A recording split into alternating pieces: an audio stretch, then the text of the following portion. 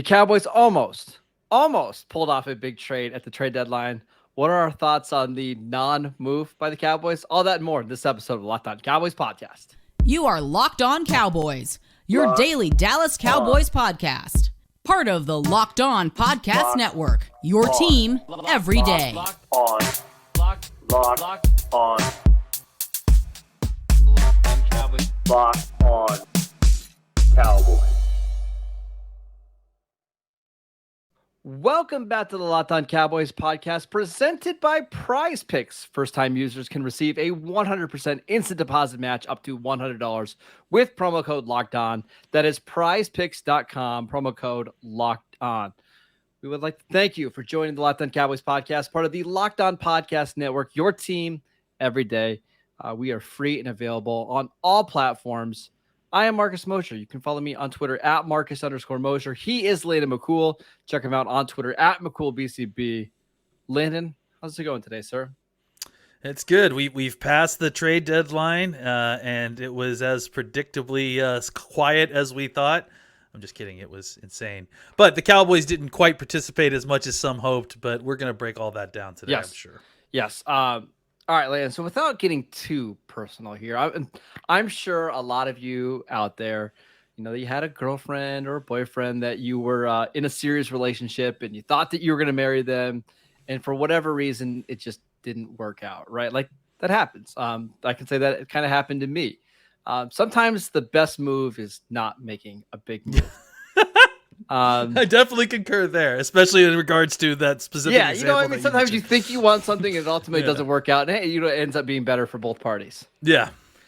Kind of have a feeling that what's going on here with the Dallas Cowboys in Brandin Cooks. According to multiple different sources, the Cowboys actually had the compensation ready to go with the Texans to trade for Cooks. It sounds like it was a second-round pick plus some other conditional stuff. The problem is the Cowboys and Cooks couldn't get the contract stuff worked out, and they just ran out of time, one source said. So what are your thoughts on the Cowboys, first of all, being interested in trading for Brandin Cooks, and two, the trade not ultimately happening?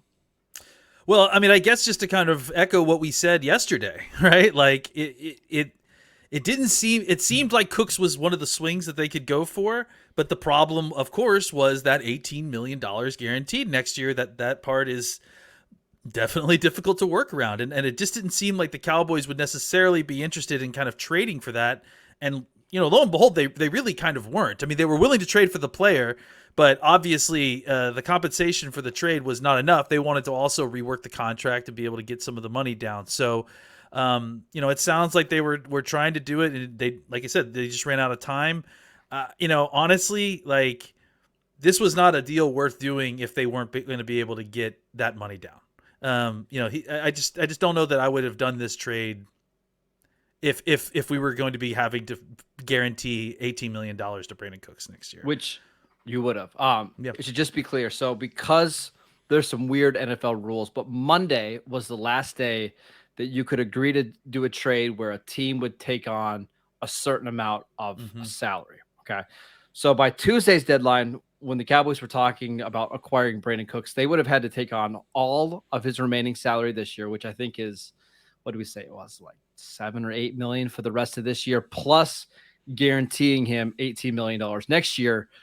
My guess is that the Cowboys were talking to Cooks' agent and being like, okay, hey, if we trade for you, would you be willing to rework your deal and move some of that guaranteed money around or take a little bit less guaranteed money?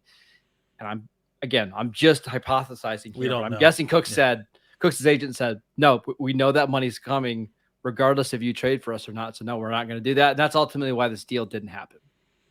Yeah. And I mean, that's ultimately what it was. It came down to, we got the compensation right for Houston.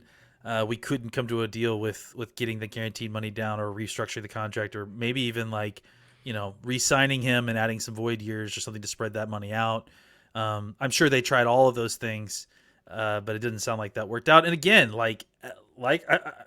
I'm not shifting positions here. This is exactly what we said yesterday. Yeah. At $18 million guaranteed next year, this wasn't a deal worth doing necessarily. And especially since you're already giving up a second round pick plus. So I don't know. It didn't feel like it was necessarily worth it for all that. Yeah. And again, I want to be very clear. I really like Brandin Cooks. I said this Yeah. on yesterday's show. I think he's a really good player. He's 29 years old and he's still playing relatively well. I just don't think that's the type of receiver that, first of all, fits well with Dak and fits well in this Kellen Moore offense. You're paying a lot of money for a deep threat on a team that historically hasn't thrown the ball down the field a ton. Like, Dak is great at so many things. He's not the best deep ball passer in the league. When he does throw the ball down the field, he throws it to contested guys like Michael Gallup. So I have a hard time figuring out where he would have fit into this offense because he's not really a primarily like a slot receiver.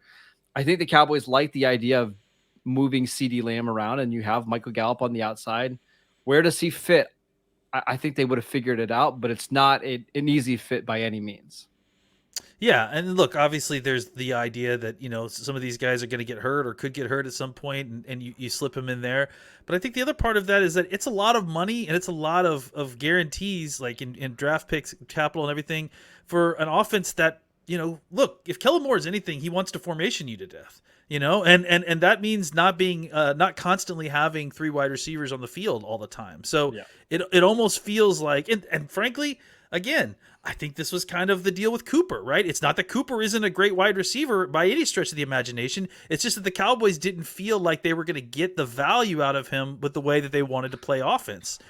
So that's why this whole thing is just so confusing to me, Landon, is the Cowboys traded away a 27-year-old Amari Cooper who had multiple years in this scheme and who was productive for a 5th-round pick. And then the Cowboys wanted to trade away a 2nd-round pick for a soon-to-be 30-year-old Brandin Cooks. Like, how does that even make sense? Well, I mean, I think it makes sense if you were able to figure out a contract situation how does a wide receiver room make sense? It makes sense because it adds a player who has a different skill set than what you have. I think part of what the deal was is that Amari Cooper was being paid like a number one wide receiver, but they wanted to feature CeeDee Lamb as a number one wide receiver, and CeeDee Lamb and Amari Cooper, they don't have identical games, but they have kind of similar games in some ways, right? Whereas Brandin Cooks is a completely different type of wide receiver that the Cowboys have than on their roster. But he's also a much older receiver with some kind of injury concerns with all the concussions, right? Well, I mean, I think that's why they wanted to get the contract down and wanted to kind of get the money the right way. I think the thought process here was that he was available. They were okay with the compensation, but they didn't have a role for him at $18 million, or what that guarantee was. So I think it makes sense in the way that they wanted to sign him as a dynamic guy that could, be the kind of third wide receiver that they are able to bring in on certain formations, loop in for certain plays, but not necessarily the guy that they commit a whole bunch of money to and then are guaranteeing, X amount of touches per game, because I think it would disrupt the apple cart in some way when they felt like they could have, kind of continued on the path that they were on, and then just try to slide Brandin Cooks into the offense to provide, some occasional deep shots, maybe some horizontal stuff. He's just, I think the idea is that they like the idea of adding speed to the roster and adding a guy that could get down the field. But again, like, I don't think that they want to pay someone other than Amari Cooper, than CeeDee Lamb all that money. When CeeDee Lamb is going to be the person that is the feature wide receiver on this team. Yeah, and I think last week is a perfect example of how the Cowboys want to play it, right? Like, CeeDee Lamb's going to get his 7 or 8 targets, and they're going to be high leverage targets, like in the red zone.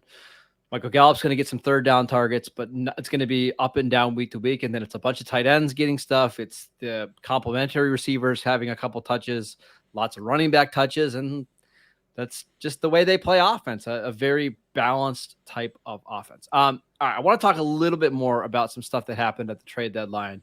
But before we do that, we want to tell you about Simply Safe. Did you know that over the holidays, property crimes like burglaries, and packages thefts spiked nationally? That's why our friends at Simply Safe Home Security are offering 50% off their award-winning security system so that more families can feel safe and secure this holiday season. Order your Simply Safe system for half off today. Enjoy advanced security and greater peace of mind this holiday season. They have emergency 24/7 professional monitoring agents that use fast protect technology exclusively from Simply Safe to capture critical evidence and verify that a threat is real so that you can get priority police response. They're absolutely fantastic. Please go check them out. Don't miss your chance to save big on their only security system that we recommend. Get 50% off any new Simply Safe system for, again, 50% off at simplysafe.com/locked on today. This is their biggest discount of the year, so don't wait. That is simplysafe.com/locked on. There is no safe like Simply Safe. All right, we saw a bunch of moves at the deadline. I think there was 10 trades altogether. It was nuts. It really was one of the craziest deadlines I've seen in a long time. Are you surprised that the Cowboys didn't do anything? It sounds like they were involved in a few trades, but are you surprised that they didn't get anything done? No, I mean, like I think that the thing that we thought was the most likely thing to happen was that they would trade somebody out, right? Like they tried. And they tried. We'll get to that in a second. We'll get to that in a bit, yeah. But I think that, we talked about wide receiver if the situation was right and if it fit what they were looking to do to add talent to wide receiver, that could be a position. They already did their trade for defensive tackle previously the week before, and I think that, based on what we'll talk about probably tomorrow with our All-22 review, I think that Hankins has worked out so far and has looked good. So that one may work out for them. I guess I wasn't surprised. I thought that maybe there was a chance just because of Jerry's chatter, but at the same time, like it sounded like they actually were trying. They didn't get the deal that they wanted, essentially. All right, I got a theory for you. Oh, you ready? This is my tin foil hat theory. Put it on. Do you think the Chase Claypool trade to Chicago threw the wide receiver market out of whack a little bit? Because Chase Claypool, a little bit of a disappointing receiver over the last 2 years. He's got a year left on his contract, and he goes for I would assume, a top 40 pick. Do you think that messed things up at all? Well, first things first, was it a top 40 pick or it's did the it Bears second round pick? Yeah. It's the Bears one? It's not the Ravens? Nope, it's the Bears one. Officially, it's the Bears pick. Then yeah, absolutely it did. Like I had heard that it was the Ravens one, but if it's officially the Bears, I think Tom Pelissaro reported that it was the Ravens one, and then Schefter and Rappaport later confirmed it's the Bears pick. That's stupid, man. I don't know. I mean, no offense to Chicago, but that seems really dumb. And yeah, I think it does have an effect, right? Especially as you're kind of in the middle of negotiating all that stuff, to see that come down the pike is at an hour and a half, 2 hours before the trade deadline ends. That might have thrown some wrenches in the negotiations a little bit. But again, like maybe not though, because at the same time, like the compensation was agreed to, and frankly, the Cowboys paying a second rounder for Cooks that's appropriate. I feel like I mean, yeah. It's cheaper than what everybody else is traded for.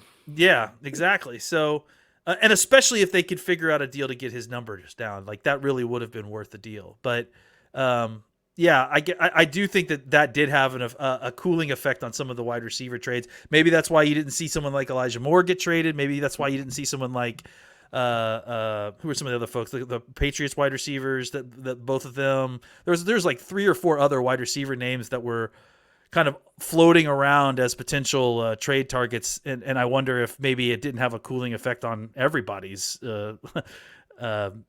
plans for making trades for wide receivers. I mean, actually, not that I think I know, it messed up a trade that the Packers and the Broncos were working on, because the Packers tried to trade for Chase Claypool. They offered their second round pick. The Steelers decided to take the Bears' second round pick because they thought it would be higher.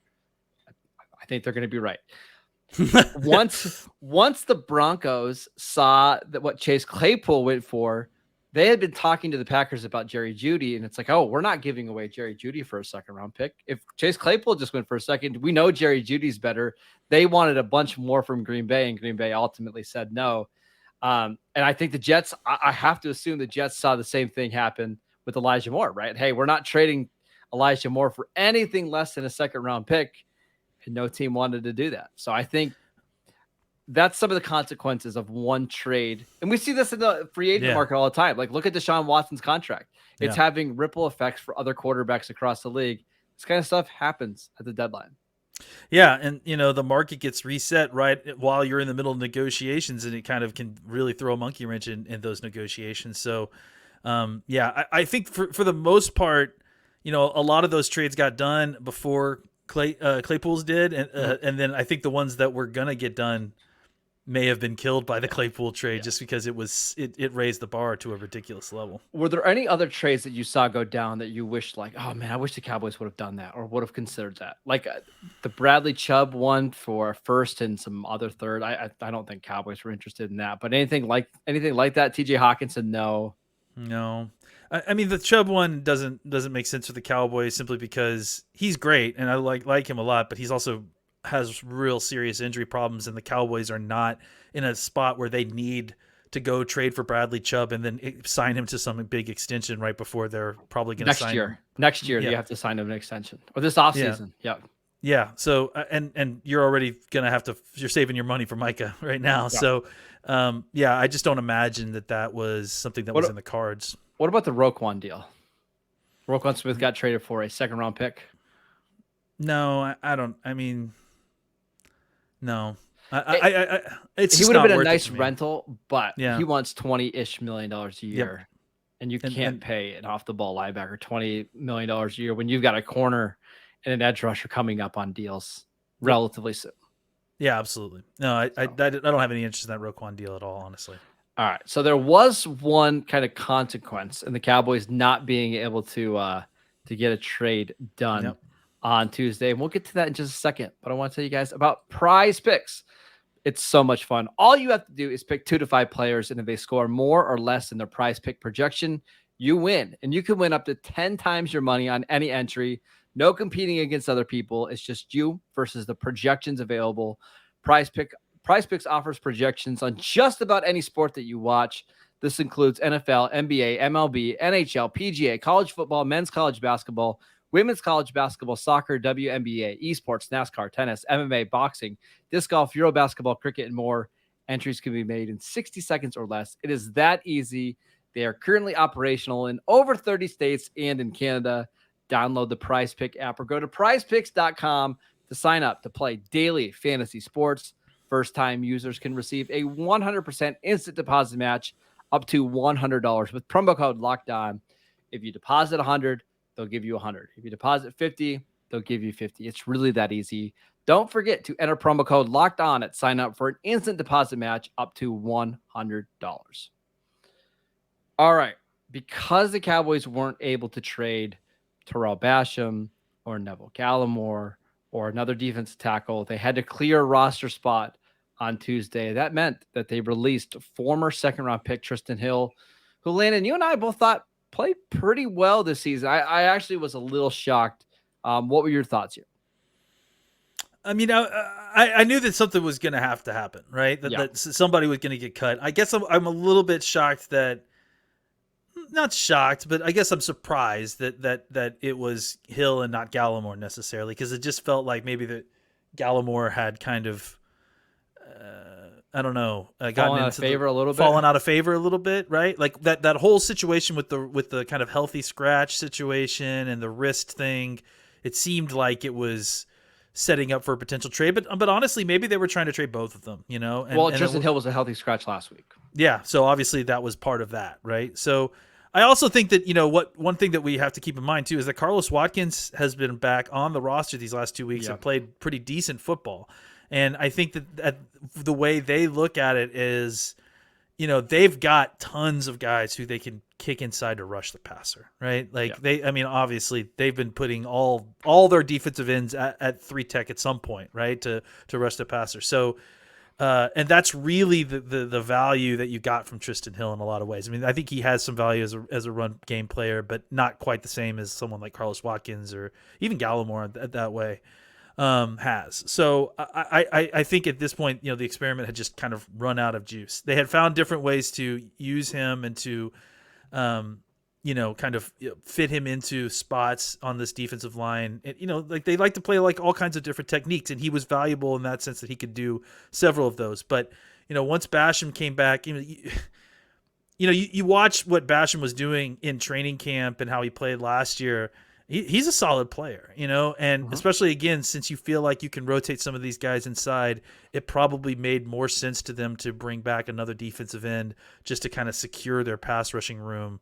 And then know that they could, get by at defensive tackle with the bodies they have there now. We should also remember, I think Trysten Hill was the only defensive tackle on this roster that was not acquired by this coaching staff, right? Osa was a draft pick in 2021. Gallimore was a draft pick in 2020. Carlos Watkins was a signing in 2020. Bohanna was a 2021 draft pick. Hankins was a trade. Like, he's the only one that predates his coaching staff, and it just seems like he didn't have a sponsor, right? Like, I'm not sure how much the front office loved him. It was really more of a Rod Marinelli pick. Yeah. And I think they kind of wanted to stick with their guys. Now, having said that, we're recording this at 2:30 Eastern time. I suppose there's a chance that he could revert back to the practice squad. Maybe. My guess, though, is that he'll either get claimed or he'll go somewhere else with a better chance of playing and maybe a chance to get a fresh start somewhere else.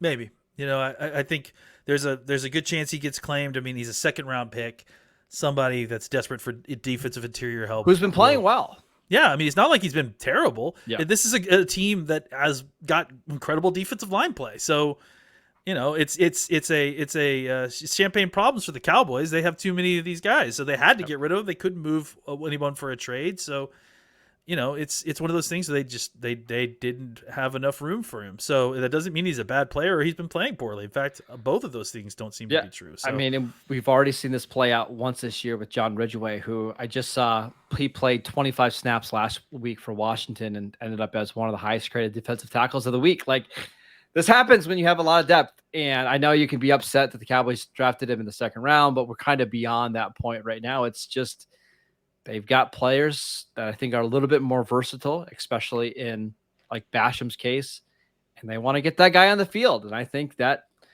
it makes sense. It's still a little shocking, but we knew something was going to come down the pipe, and this is ultimately the move the Cowboys decided to make.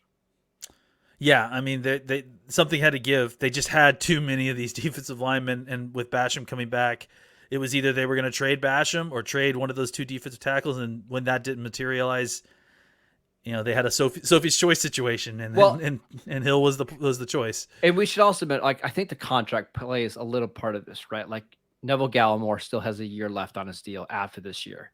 Trysten Hill didn't. So you have, I mean, if you're weighing it between those two players, or let's say it's Quinton Bohanna. I don't think they were going to release Bohanna, but Bohanna has this year and 2 more years left of super cheap, cost-controlled money. I mean, I think that ultimately had to play a part of it as well. Right. I agree. Absolutely. Because they simply have team control over the rest of these guys for more than 2 years, and he was going to be up after the season. And like Carlos Watkins, I don't think he was on the active roster in week 1. So you're just paying him weekly right now, which is another reason why they probably decided to move on from Trysten Hill. Again, it doesn't mean he's the worst defensive lineman they had. It's just ultimately the choice that the Cowboys decided to go with. I think a team would be smart to claim him. He's been playing good football, yes. and he's cheap at least for this year. Yeah, so. I agree. I think he should be claimed. I would not be surprised at all if somebody claims him, and he plays a significant amount of snaps kind of going forward. All right, that is it for today's show. Thank you for making Locked On Cowboys your first listen. For your next listen, check out the Locked On Sports Today podcast, the biggest stories of the day, plus instant reaction, big game recaps, and the take of the day. Available on the Odyssey app, YouTube, or wherever you get your podcasts, all the same places that you download the Locked On Cowboys podcast. Check us out over on YouTube. You can follow the show at Locked On Cowboys. You can follow Landon at McCool BCB. I am at Marcus _Mosher. We'll see you guys next time.